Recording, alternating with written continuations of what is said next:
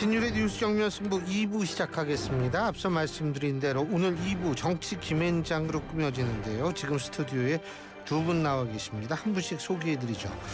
먼저 장성철 공론센터 소장 나와 계십니다. 안녕하십니까? 안녕하세요. 예. 그리고 김민하 시사평론가십니다. 안녕하십니까? 안녕하세요. 예. 어제 TV 토론 보셨습니까? 네. 어때? 재밌었어요? 아니요. 아니죠. 네. 저도 어제 그거 보느라고 혼났어요. 그 네, 오늘 힘들었어요. 어디 신문에서 저기 칼럼 써달라고 해서 봤는데 할 수 없이 아유 진짜 야 시간 되게 안 가더라고요. 말씀하세요. 제일 인상 깊었던 장면은 TV 토론회 끝나고 권영국 후보가 김문수 후보의 악수를 거부하는 그러한 장면이었어요. 그러니까 이거 예리하게 보셨네. 네, 어떤 내용보다는 권영국 후보가 확실히 자신과 자신의 당의 선명성을 좀 극명하게 드러내기 위해서 사전에 좀 결심하고 들어간 것이 아니냐, 좀 그런 생각이 들어가지고요. 권영국 후보로서는 상당히 성공적인 그런 TV 토론이었다, 그렇게 좀 보여져요. 그래서 여러 가지 내용들도 뭐 문제 삼고 우리가 눈여겨봐야 할 것이 많이 있지만, 저도 이제 정치권에 30년 있으면서 각 후보들 TV 토론 많이 봤는데, TV 토론 갖고 결정적으로 뭐 순서가 바뀐다든지 득표에 도움이 된다든지 그런 것은 솔직히 없었던 것 같아요. 그래서 그냥 국민들께서 지지하는 분들이 아이고 우리 후보 잘했네, 못하지 않았네, 그 정도의 만족감을 준 TV 토론이 아니었느냐, 그런 생각이 듭니다. 어떻게 보셨어요? 말씀하신 대로 이제 TV 토론 하나가 이제 뭐 국면을 바꾼다든지 그렇게 되지 않습니다. 그런데 어쨌든 TV 토론이 더 많은 이제 후보들에 대한 검증 기회를 제공을 하고, 꼭 TV 토론이라는 게 진행되는 TV에서의 그 딱 시간만이 아니라 TV 토론 이후에 TV 토론에서 한 얘기나 뭐 보여준 모습을 가지고 뭐 이러쿵저러쿵 얘기들이 쭉 나오게 되는 거잖아요. 뭐 신문에서 뭐 칼럼이나 뭐 기사나 뭐 이런 걸 통해서 나오고, 우리 신유일 교수님의 이런 참 그 주옥 같은 그러한 글들을 통해서도 아마 그러한 바른 사회생활 시간에 네, 이 TV 토론에 관한 그러한 바를 우리가 이렇게 좀 알게 되지 않을까 싶은데, 그러니까 그런 것이기 때문에 사실 TV 토론이 또 중요한 면이 저는 있다고 생각을 합니다. 그러면 저는 후보들이 좀 내실 있는 그러한 토론을 또 하는 모습을 보여줘서 이런 파급 효과를 또 충분히 누리는 게 또 좋지 않은가. 그래서 이렇게 어떤 후보를 보니까는 참 어떤 정책에 대해서는 준비가 잘 돼 있고 참 잘 알고 있고 이런 모습 뭐 보기 좋았다, 이런 평가가 나오도록 노력을 했으면은 다 같이 좋지 않았을까, 뭐 이런 순진한 기대를 가져보는데, 근데 어제 토론은 그랬다기보다는 뭐 주제가 경제여서 그랬는지는 모르겠습니다만 다소 이제 어떤 뭐 신경전 내지는 좀 어떤 말싸움, 그다음에 좀 어떤 경우에는 심지어 약간의 뭐 인신공격에 준하는 것 같은 이제 그런 표현들, 이런 것이 오가는 모습까지도 보여져서 물론 그것도 나름의 전략에 입각한 것으로 보이긴 하지만, 각 후보의 전략에 입각한 것으로 보이긴 하지만, 유권자들이 그걸 통해서 좀 충분한 어떤 정보를 습득하기에는 좀 미흡한 점이 있었고, 언론의 이제 평가도 이게 뭐 토론을 통해서 뭐 이 좋은 효과를 봤다기보다는 좀 여러모로 뭐 내실이 부족했던 거 아니냐라는 평가가 이제 많은 것 같아요. 그런 점에서는 앞으로는 더 잘해야 되는 그러한 이제 좀 숙제를 남긴 그런 토론이라고 좀 평론가들은 평가해야 되지 않을까, 저는 그런 생각을 좀 했습니다. 근데 전반적으로 다 잘 하신 것 같아요. 그러니까 이준석 후보 같은 경우에는 본인의 똑똑함과 여러 가지 정책 분야에 있어서 해박한 지식을 갖고 있다라는 것도 보여줬고, 이재명 후보를 공격함으로써 내가 보수 우파의 대장 같은 그런 후보야라는 이미지를 준 것 같고요. 이재명 후보 같은 경우에는 앞서가는 후보의 여유로움을 좀 많이 보여줬다. 저는 중간에 몇몇 후보들이 막 긁더라고요. 이재명 후보 좀 화나게 하고 좀 흥분시키려고 했는데 좀 잘 참으신 것이 아닌가, 그런 생각이 들어서 안정감을 준 것만으로도 이재명 후보는 성공적이었다라고 보여지고, 김문수 후보 같은 경우에는 그렇게 기대치가 좀 높지 않거든요. 그런데 너무 못하지 않았다, 그래도 정말 뭐 그냥 할만했다, 이런 무난한 평가를 받는 것만으로도 다 뭐 네 분 다 성공적인 TV 토론이 아니었느냐, 그런 생각이 듭니다. 근데 이제 사실 이 대선 후보 TV 토론이나 이 유경험자로서 이게 뭐냐면 저게 되게 중요해요. 기계적 형평성이. 그러니까 이게 재미가 있을 수가 없어요. 그거는.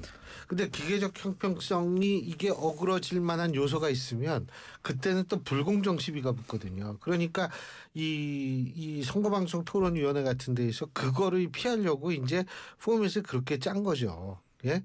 근데 어제 제 기억으로는 김문수 후보가 이재명 후보에게 질문을 하는데 원래 두 사람한테 해야 되는데 계속 이재명 후보한테만 했었죠. 그렇죠. 그렇습니다. 그게 그렇게 하면 안 돼요. 사실은 형평성의 문제가 발생할 그렇죠. 수 있는 거거든요. 네.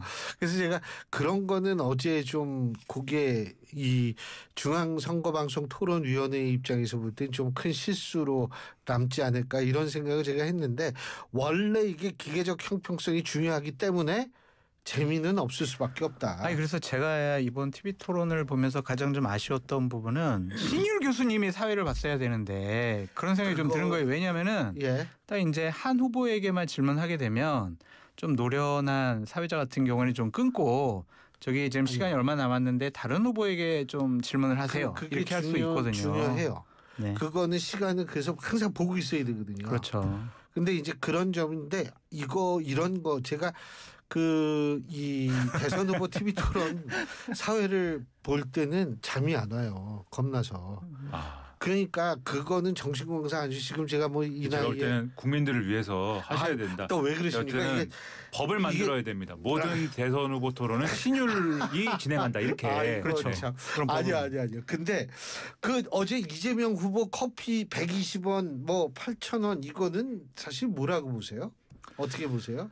저는 사실 이런 논쟁은 좀 피곤하다 이런 생각이 좀 들었습니다. 그러니까 이게 언론에서 팩트 체크하고 이런 걸 보면은 그러니까 공격한 그 논리는 이런 거지 않습니까? 커피 한 잔 원가가 120원이다. 그런데 팔려면 8,000원에서 10,000원까지도 팔 수 있다라고 말하여서 과거에 그렇게 말해서 그리고 과거에 이제 그렇게 자기가 말했다라는 걸 다시 이렇게 설명을 해서 마치 커피를 팔고 있는 상인들이 폭리를 취하고 있다 이런 오해를 불러일으킬 수 있는 그런 발언을 해서 이게 부적절하다 이렇게 이제 공격을 한 거지 않습니까? 근데 실제로 이제 이재명 후보가 한 얘기는 그 경기도에 이제 계곡에서 이제 뭐 닭 요리 팔고 이제 이런 분들이 있는데 그렇죠. 예. 이런 분들이 이제 이 법적인 근거 없이 이제 그런 것들을 하고 있었던 거잖아요. 그래서 그분들을 이제 다른 데로 보내버린 그 이제 그러한 이제 행정을 하는 과정에 이분들을 설득하는 논리로서 이제 했다는 얘기 아닙니까? 닭죽을 예를 들면 5만 원짜리를 하루 종일 이렇게 고생을 해서 이렇게 닭죽을 쏘아가지고 팔아봐야 뭐 얼마 남느냐, 3만 원 남는 거 아니냐. 그런데 뭐 여기서 커피를 나중에 뭐 다른 데서 팔든지 뭐 어쨌든 이렇게 팔면 그러면은 더 많이 더 적은 노력으로 더 많이 남길 수도 있는 건데 그러면은 다른 거 하는 게 낫지 않느냐 뭐 이렇게 지금 설득을 하려고 했는데 자기가 그렇게 열심히 설득을 해서 어쨌든 간에 요 문제를 해결을 했다. 요 사례를 이제 얘기를 하는 거거든요. 그러면 저는 뭐 아예 뭐 문제 제기를 하면 안 된다거나 그런 건 아니지만 적어도 문제 제기를 할 때는 이 애초에 말한 사람의 의도는 이런 거였겠지만은 이라는 점은 좀 감안을 해서 이제 좀 공격이 됐든 어떤 지적을 했든 그런 거를 하는 게 좀 필요하지 않나 이런 생각이 들고요. 마치 이제 커피를 파는 이제 상인들이 폭리를 취한다라는 것으로부터 사실은 이제 언론의 지적이나 이런 것으로부터 이제 시작이 된 그런 논란인데 그것을 정리하지 않고 다시 이제 좀 이 대선 후보 토론 자리에서 특히나 이제 경제에 대해서 논의를 하는 건데 경제 정책이나 경제의 어떤 작용이나 이런 걸 논의하는 게 아니라 왜 커피 한 잔을 120원이라고 해서 이런 문제를 만드느냐라는 식을 따져 묻는 이런 방식은 제가 볼 때는 좀 생산적인 토론의 방식은 아니었던 것 같다 이런 생각이 들었습니다. 그 김용태 비대위원장 고소한 모양이더라고요. 네, 그렇죠. 근데 저는 김민하 평론가님 말씀에 대부분 동의하는데 정치 공학적으로 보면 공격당할 빌미는 딱 잡힌 것 같아요.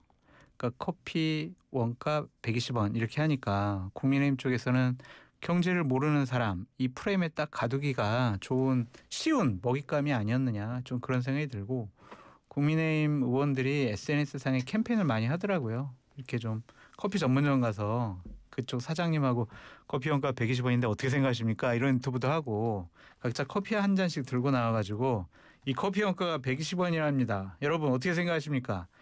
이런 캠페인을 많이 하던데 어느 정도는 뭐 먹힐 수 있을 것 같은데 이것도 뭐 크게 대세에 지장이 있을까 그런 생각도 들고 이재명 후보가 뭐 커피 원가 뭐 120원이라고 생각해서 이런 얘기 했겠어요. 극단적으로 좀 비유한 거라고 좀 보여지는데 좀 과다한 공격은 맞는 것 같지만 프레임에 가둬서 공격하기에 딱 좋은 먹잇감이다. 그런 생각이 드네요.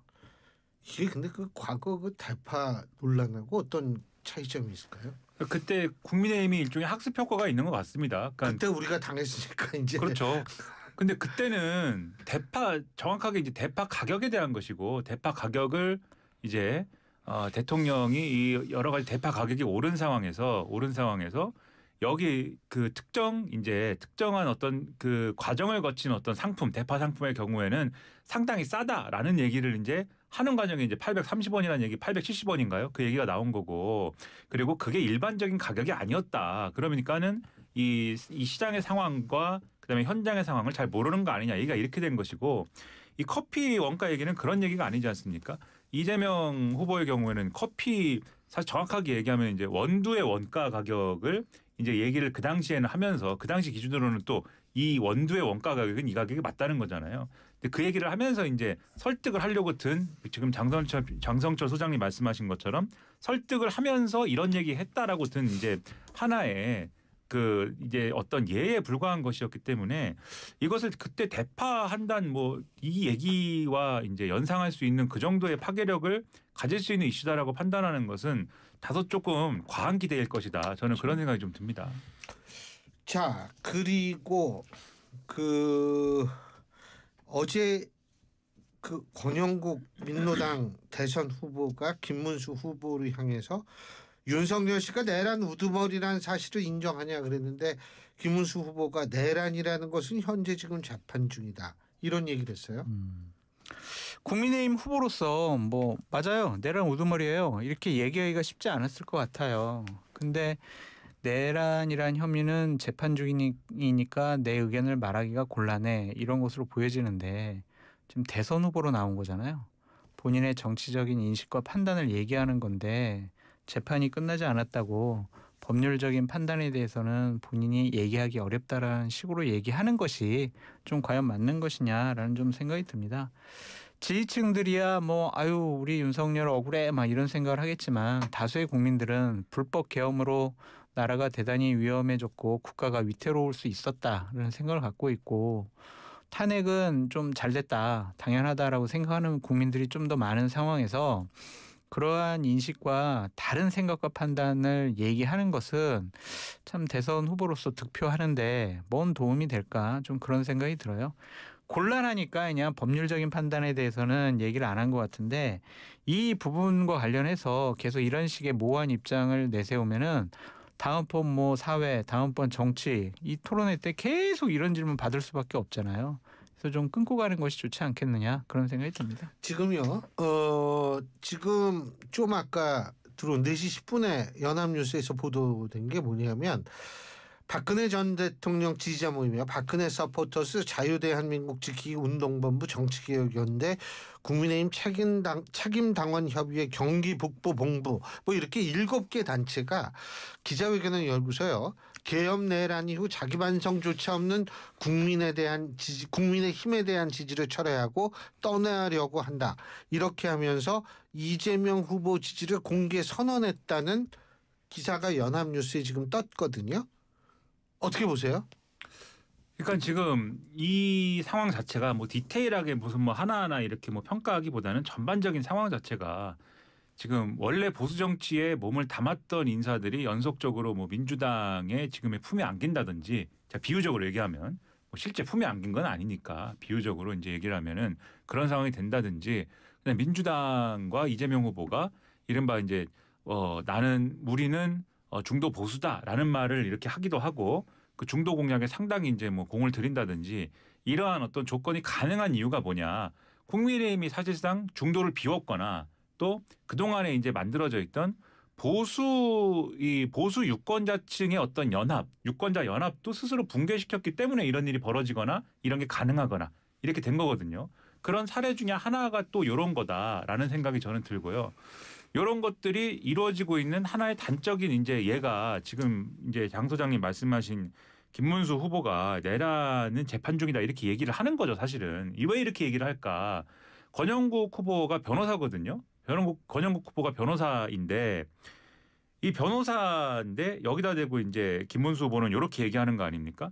헌법재판소에서 내란죄는 빼주지 않았냐 이렇게 얘기를 하는데 그 과정 그러니까 내란죄를 정확히 말하면 빼준 게 아니라 내란죄라고 하는 것이 형사적으로 입증이 되지 않더라도 행위만 가지고 헌법 위반인지를 판단을 하겠다라고 헌법재판소가 정리를 한 이후에 결정문 나온 걸 보면은 비상계엄을 선포한 이후에 그 선포하는 과정과 선포한 결과에 대해서 다 헌법 위반이라고 모든 쟁점에 대해서 헌법재판소가 판단을 한 거잖아요. 그러면 이렇게 판단을 했다면은 이게 형사법적으로야 이제 과정이 남은 거지만 비상계엄을 선포했는데 그 과정과 이 근거가 다 위헌적이다라고 하면 헌법 위반이라고 하면 그건 이제 내란의 가능성이 상당히 높고 내란이라고 말해도 무리가 없는 거죠. 요 근거를 놓고 보면은 권영국 변호사, 권영국 후보는 그 얘기를 하는 건데 그럼 여기에 대해서 답할 수 있는 게 사실은 두 가지 길이 있습니다. 첫째, 사실상 내란이 맞습니다. 이렇게 얘기하는 길이 있고 두 번째, 지금 김문수 후보가 얘기하는 것처럼 뭐 끝까지 가봐야죠. 이렇게 얘기하는 길이 있는 건데 굳이 후자를 선택하는 이유가 뭡니까? 김문수 후보가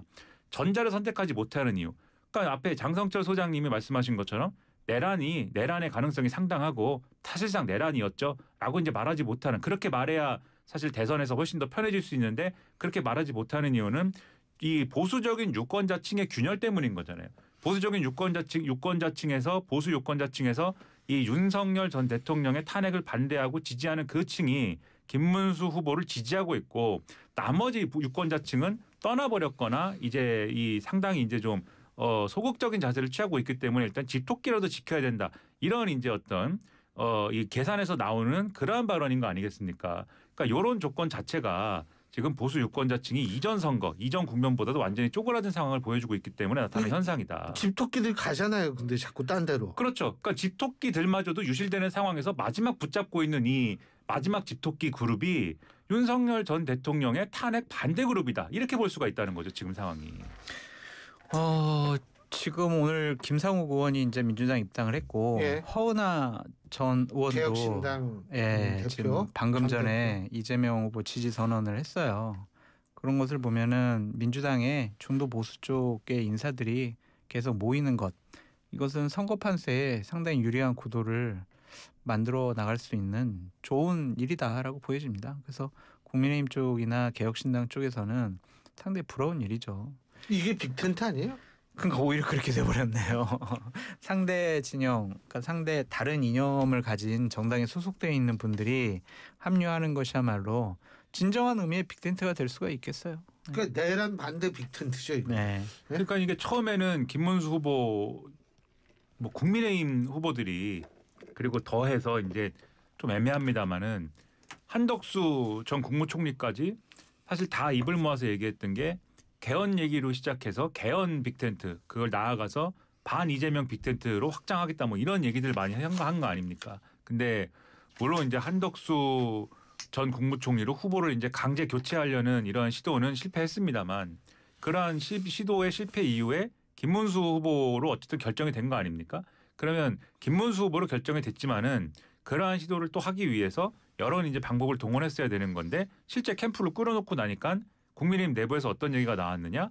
이게 반 이재명 빅텐트라고도 하고 뭐 여러 가지 얘기를 했는데 친윤 빅텐트냐 그런 얘기가 나왔다는 거 아닙니까? 왜냐하면 캠프를 끌어놓고 보니까 이게 2022년도에 대선 치를 때 그때 윤석열 캠프에서 일했던 사람들이 거의 그대로 지금 김문수 캠프에 있는 것 같은 느낌이다. 뭐 그 당시에 메시지 담당했던 사람, 일정 담당했던 사람. 조경태 의원이 우리 프로에서 그 얘기를 했어요. 그렇죠. 네. 수행 담당했던 사람 똑같이 있고 거기다가 물론 이제 이번에 윤석열 전 대통령이 탈당하면서 사퇴했습니다만 석동현 변호사가 아예 뭐 시민사회 특별위원장인가요? 그만뒀죠. 네, 그렇죠. 사퇴했습니다만 이분이 뭐 들어오고 하니까는 친윤 빅텐트냐. 근데 이게 좀 약간 이제 역설적인 얘기를 하면서 친윤 빅텐트냐라고 얘기한 거지 사실상 빅텐트가 아니라 훨씬 더 쪼그라든 어떤 그러한 어떤 모습의 이 진용을 꾸린 거 아니냐는 문제 제기인 거잖아요. 그러니까 그러한 이제 모습들이 반대쪽에서는 훨씬 더 확장을 더 많이 할 수 있는 그러한 조건으로 작용을 하고 있다라는 게 이런 지도에서 나타난다라는 거죠. 김상욱 의원이 입당하고 나서 방금 전에 아까 좀 전화가 왔더라고요. 그래서 소장님한테. 네, 네. 민주당 가서도 자기가 지금까지 생각해온 신념과 뭐 소신을 지켜나가겠다라고 얘기를 하더라고요. 그래서 민주당 분들에게 좀 부탁드리고 싶은 말씀은 진영을 바꾼다라는 것은 거의 정치 생명을 거는 거라 똑같은 거거든요. 그래서 선거 때 뭐 잠깐 이용해 먹으려고 한다든지 아니면 득표에 좀 도움이 되니까 끌어들이자. 일회성, 소모성으로 활용하지 마시고 꼭 이제 이재명 후보가 얘기한 연정이라든지 국민 통합 차원에서 그분들과 함께 집권을 하게 된다면 하여튼 나라를 좀 통합하는 나라로 만들어 주셨으면 좋겠다. 그런 생각이 듭니다. 자, 그리고 또 한 가지는 뭐냐면 어제 토론 직전에 이재명 후보가 개헌 얘기를 끄집어냈습니다. 근데 과거에 우원식 국회의장께서 개헌 얘기를 했을 때는 막 민주당 의원들이 나서가지고 막 뭐라 그러고 막 그 좀 비아냥도 되고 이랬는데 왜 갑자기 개헌 얘기 스스로 꺼내요? 그러니까 이게 그 당시에도 이 보도나 이런 거를 보면 우원식 의장이 제안을 했을 때도 이재명 당시 대표는 비공개 최고위 자리나 이런 데서 좀 사전 논의가 안 돼서 미안하긴 한데 요 우원식 의장 제안 자체는 받는 게 어떠냐라고 이제 얘기를 했다는 거지 않습니까? 근데 비공개 최고위에서 절대 안 된다라고 그래가지고 이제 좀 무위로 돌아간 것인데 그런 걸 보면은 개헌 논의 자체에는 열려 있었던 걸로 보여요. 열려 있었는데 다만 그때도 민주당이 반대했던 거는 이 개헌 논의라는 것 자체가 일종의 이제 불법적인 비상계엄 선포 이후의 국면에서 국민의힘과 이제 윤석열 전 대통령 측이 요 불법적인 비상계엄 사태와 관련된 것들을 좀 논점을 좀 흐리고 오히려 이 상황을 개헌과 관련된 의제를 이 대통령제의 어떤 한계나 이런 거를 논하는 어떤 과정에서 이 민주당과 이재명 후보를 역포위하는 그러한 어떤 수단으로 사용하는 그런 국면과 이런 것들이 있었기 때문에 거기에 이제 좀 휘말리고 오히려 이제 이 불법적 비상계엄 사태를 뭔가 문제 제기를 하는 쪽 입장에서는 그 문제 제기의 어떤 본질이 흐려질 수가 있기 때문에 정치적 국면의 문제에서 이제 이걸 제기할 때가 아니다. 이렇게 이제 접근을 했던 것 같습니다. 그 당시에는. 그런데 지금 상황으로 이제 옮겨져온 요 지금의 상황을 보면은 일단 윤석열 전 대통령의 탄핵이 이제 뭐 탄핵이 마무리가 됐고 이제는 본격적인 대선 국면으로 들어와서 선거운동을 하고 있는 요 시점을 이제 첫 번째로 볼 필요가 있고 두 번째는 지금도 국민의힘이 요 논의, 개헌 논의 어떤 주도권을 가지고 가면서 뭐 개헌 빅텐트다 이러고 있었으면은 그리고 그것과 관련된 뭔가 움직임이 이루어지고 있었으면은 민주당이 아마 개헌 이슈를 던지지는 못했을 것 같아요. 근데 그게 아니고 국민의힘이 한덕수 전 총리로 후보를 강제 교체를 하는 그 시도 이후에 개헌 얘기는 완전히 쏙 들어가 버린 거지 않습니까? 개헌 이슈에서 주도권을 완전히 상실했거든요. 그러면 이 시점에 오히려 민주당 입장에서는 오히려 개헌 이슈를 선점함으로써 치고 나가자 이런 판단을 선거공학적으로 정치공학적으로는 할 법한 것이 아닌가라는 생각이 들고요. 그래서 이번에 이런 제안을 기습적으로 하니까 이 국민의힘도 요 제안한 지 한 6시간 한 뭐 40분, 45분인가요? 이후에 이제 김문수 후보가 따라 붙으면서 바둑으로 치면 이제 따라 붙는 바둑으로 이제 하는 것처럼 그런 모양새가 된 건데 보도를 보니까 이제 허를 찔린 그런 분위기라고 하더라고요. 국민의힘 쪽에서는 이게 원래는 자기들이 이제 국민의힘이 이제 이끌고 갔어야 되는 의제인데 갑자기 이제 뺏겼으니까 그런 정치적 효과를 노린 이런 수가 아닌가. 이 두 번째로는 그런 생각이 듭니다. 변수가 생기지 않을 선거 결과에 대한 자신감의 표현이라는 생각이 들어요. 그래서 이제 정치 개혁 차원에서 개헌 문제도 내놓음으로써 본인은 정치 개혁도 할 생각과 판단이 있다. 이런 식의 공격을 받을 뻔했는데 그런 것들 넘어가기 위해서 개헌 문제를 꺼내놓은 것 같은데 전 그냥 임기 문제와 연임 중임 문제만이 개헌의 주된 관심사로 얘기하시는 것은 좀 적절하지 않은 것 같습니다. 그러니까 연임을 하거나 중임을 한다고 한들 대통령제 하에 있었던 권력의 집중도를 완화시키거나 약화시키는 그 다음번 스텝들이 필요한데 그런 게 아닌 것 같아요. 그리고 지금 21세기가 되면서 우리가 과거에 있었던 국민의 기본권을 보장하고 확대해야 되는 부분들이 더 넓어졌는데 그거는 노내로 좀 하시더라고요. 아직까지 뭐 구체적인 안들이 나오지 않아서 단순히 임기 단축, 4년 연임, 중임 이거는 뭐 개헌을 하는 현직 대통령에게는 해당이 안 된다라는 조항이 있다고 하지만 그것도 이제 바꿔버리게 되면 그냥 다음번 대통령이 연임이나 또 중임 같은 걸 할 수가 있으니까 오히려 권력의 집중도를 더 높이는 계기가 되지 않을까라는 생각이 들거든요. 그래서 자꾸 이런 부분에 국한돼 가지고 개헌 문제가 관심이 집중되는 것은 조금 상황이 오도되는 것 같아서 걱정스러운 눈으로 좀 바라보고 있어요, 저는. 그거 사실 대통령제 속성상 제왕적일 수밖에 없거든요. 이게 뭐 5년 단임이 되든 4년 중임이 되든 연임이 되든 근데 뭐 그거 가지고 또 뭐 서로 또 싸우고 있으니까 네. 이게 사실 지금 소장님 말씀하신 대로 논점이 어디로 가는지를 모르겠더라고요. 네. 그러니까 저도 사실은 개인의 입장을 말씀드리면 저 뭐 평론가 개인의 입장 그러니까 지금의 정치적 상황과 별개로 개인의 입장을 말씀드리면 이게 결국 이제 우리가 흔히 4년 중임제로 불러왔던 것을 지금 사실상 이제 같은 얘기를 하고 있는 거 아닙니까? 국민의힘도 그렇고 지금 민주당도 그렇고 같은 얘기를 하고 있는 거거든요. 근데 4년 중임제가 되면 그러면 대통령의 권한이 말씀하신 대로 좀 뭐 약화되거나 좀 분권화가 되는 것이냐 오히려 집중될 수도 있는 것이고 더 강해질 수 있는 것이잖아요. 왜냐하면은 4년 중임이면은 정상적인 경우에 이 미국 같은 경우를 보면 8년 그 그렇죠. 3명밖에 없어요. 2차 대전 이후로. 그렇죠. 중임을 못한 상황은 사람은. 그렇죠. 그 대부분은 8년을 채우기 때문에 네.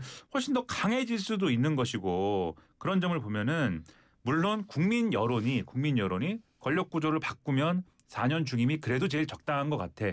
이렇게 이제 판단하고 있으니까 정치권 논의가 글로 가는 어떤 측면도 있는 거지만은 4년 중임제가 완전히 이제 어떤 그러한 대안이냐라고 하는 것에는 충분한 논의가 더 필요한 거 아닌가 싶은 생각은 듭니다. 근데 어쨌든 뭐 국민 여론의 문제가 있으니까 그렇다 치더라도 요거 외에 다른 쟁점에 대해서도 충분한 어떤 논의와 공유는 필요한 것 같다는 생각이 드는 게 예를 들면 이재명 대표가 얘기하는 뭐 결선 투표제 이런 거는 뭐 진작에 필요한 얘기가 아닐까. 그건 아주 저 그렇죠. 동의해요. 예. 네. 결선 투표제가 없으니까 매번 뭐 선거 치를 때마다 소수 정당들한테 당신은 왜 나왔느냐 뭐 이런 걸 가지고 이제 시끄럽게 되고 뭐 이런 게 있었는데 결선 투표제 같은 건 국민의 민의를 그대로 반영하기 위해서라도 필요한 것이고 또 국회가 국무총리를 의무적으로 추천하고 사실상 이제 선출하는 요 제도 같은 경우에는 해볼 만한 제도인데 이게 또 4년 중임제랑 결합할 때는 어떤 결과를 가져올 거냐. 사실 별도로 이제 생각해 볼 문제가 있는 것이고 그 외에도 뭐 이렇게 이번에 문제가 된 계엄 선포와 관련돼서 대통령의 계엄 선포권에 대한 어떤 제언이라든가 그다음에 이 본인이나 직계 가족의 범죄 관련 법안에 대한 거부권을 제한을 해야 된다든가 감사원의 권한을 국회로 이관한다든가 권력기관장을 임명할 때 국회 동의를 얻게 한다든가 이런 것들 사실 이런 게 실질적으로 논의가 좀 필요한 부분 같아서 모든 거를 이제 이 권력구조 개편에만 사실 이제 집중하는 논의보다는 지금 두 분 말씀해 주신 대로 다른 이 여러 가지 쟁점들에 대해서도 폭넓은 논의가 필요한 것 같다는 생각이 듭니다. 그저 윤석열 전 대통령 탈당한 거 어떻게 보세요? 뭐 이 좀 영향을 미칠 수 있을까요? 어떻게 보세요? 별로 영향을 미치지는 않을 것 같습니다. 근데 잘한 결정이고 잘한 선택이다라고 말씀을 드리고 국민의힘이나 보수파 진영에서도 일단은 국민의 관심을 받을 수 있는 최소한의 전제 조건이 된 것이 아니냐 그런 생각이 들어요. 윤석열 전 대통령 계속 당원으로 있으면서 국민의힘 의원들 불러다가 계속 술 마시고 밥 먹고 얘기하고 또 국민의힘 관련된 일에 대해서 SNS상에서 본인의 의견을 밝히게 된다면 국민들은 국민의힘과 윤석열 전 대통령을 한 몸으로 볼 수밖에 없거든요. 그래서 그런 차원에서 잘한 선택이고 결론을 내렸다라고 보여지는데 고민이 상당히 많았을 것 같아요. 본인도 지금 재판받고 있고 김건희 씨 같은 경우도 검찰에서 소환을 하겠다라는 입장이잖아요. 그러면은 국민의힘이라는 방어막이 없어진단 말이에요. 정치적으로 대단히 어려워질 수 있고 법률적으로도 힘든 상황이 올 수가 있는데 그것을 벗었다라는 것은 그만큼 뭔가 좀 다급하지 않았을까 그런 생각이 들어요. 그러니까 그것이 국민의힘 쪽에서 탈당 안 하시면 우리가 출당할 수가 있다. 그런 모욕적인 상황까지 견딜 수 있겠느냐. 그런 메시지를 한 것이 아닌가라는 좀 생각도 들고 금요일 날 나온 그 갤럽의 여론조사를 보면 TK, PK에서 상당히 국민의힘이 어려운 그런 수치가 나온 것에 대해서 본인도 상당히 좀 걱정하지 않았느냐 그런 생각도 들고 어제 있었던 TV 토론 전에 본인의 거취를 결정을 해줘야 본인이 그렇게 당선되도록 원하고 있는 김문수 후보의 공격 포인트가 하나 줄어들지 않겠느냐 그런 여러 가지 복합적인 생각을 한 것 같습니다. 근데 원래는 저 한덕수 후보를 밀었다는 얘기도 있는데 지금 뭐 그렇게 미는지는 모르겠습니다만. 예. 그래서 좀 여러모로 어색한 점이 있어서 국민들이 보기에도 유권자들이 보기에도 그래서 이게 뭔가 윤석열 전 대통령도 반성하고 이를 기회로 국민의힘도 거듭나고 뭔가 보수 전체가 혁신이 일어나고 그러한 반성과 혁신 위에서 뭔가 대선 대응을 한다. 이렇게 돼야 이게 그나마 이제 뭔가 효과가 있는 건데 예. 그게 아니고 윤석열 전 대통령의 메시지를 보면은 여전히 자유민주주의를 지키기 위한 싸움이라는 거고 이게 예. 그리고 거기에 대해서 백의종군하겠다는 거지 않습니까? 그러면은 왜 탈당하는 건지는 잘 모르겠어요. 그 메시지만 보면은 탈당의 이유가 당내에서 하도 뭐 탈당하라고 하니까 내가 탈당한다 뭐 그런 얘기잖아요. 결국은 잘못을 한 게 있고 뭐 이런 얘기가 없으니까. 예. 그런 점에서 있어서는 유권자들의 감흥을 이끌어내기가 어려운 것이고 예. 또 백의종군도 어쨌든 종군한다는 거 아닙니까? 그래서 국민의힘 일각에선 백의를 입는 건 본인의 자유인데 종군하지 말아달라는 얘기도 나온대요. 그렇죠. 그래서 요게 이제 불안 요소고 혹시라도 종군을 어떤 방식으로 하느냐에 예. 따라서 변수가 창출될 수도 있는 거여서 유권자들 입장에서는 또 여러 가지 또 상상을 하게 된다. 그런 점에서 효과가 많이 이제 반감되고 거의 없는 그런 국면이 될 것 같다라는 생각이 듭니다. 아무리 생각해도 그 탈당을 하면서 내놨던 SNS상의 입장문은 예. 도저히 이해가 되질 않아요. 예. 불법 비상계엄을 통해서 대한민국 국민들의 자유와 민주주의를 억압하려고 했는데 자유와 민주주의를 지키기 위해서 앞으로 노력을 하겠다라고 한 게 참 정신력이 대단하신 분이구나 그런 생각도 들었습니다. 알겠습니다. 지금 방금 장성철 소장님께서 말씀하신 여론조사는 한국갤럽이 13일부터 15일까지 전국 유권자 1,004명을 대상으로 한 전화 면접조사고요. 자세한 내용은 중앙선거 여론조사심의위원회 홈페이지를 참조하시면 됩니다. 자, 오늘 두 분 말씀 여기까지 듣죠. 고맙습니다. 감사합니다. 예, 지금까지 장성철 공론센터 소장, 김민아 시사평론가 두 분과 함께했습니다. 울림이